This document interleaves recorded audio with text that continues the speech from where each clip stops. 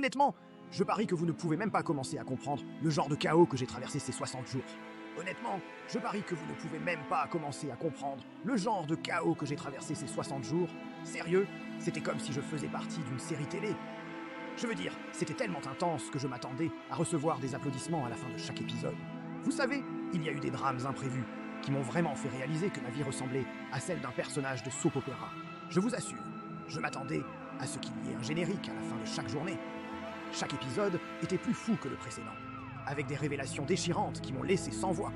Je vous jure, parfois, j'avais l'impression d'être le protagoniste d'un thriller psychologique, avec des cliffhangers à couper le souffle. Et il y a eu ces moments totalement fous où, je vous jure, je me suis demandé si j'étais dans une réalité alternative, comme si tout le monde autour de moi était un acteur dans une comédie dramatique. Je vous jure, c'était comme un roller coaster émotionnel qui ne s'arrêtait jamais, et avec trop de boucles et de virages serrés que je ne voyais même pas venir. Seriously, j'ai failli perdre la tête sur certains de ces tournants. Plein de rebondissements imprévus, et je me suis souvent retrouvé à crier à l'intérieur à cause de la folie de chaque tournant. Il y avait des hauts vertigineux qui me faisaient toucher les étoiles, suivis de bas si déprimants que j'avais l'impression d'être en plein naufrage.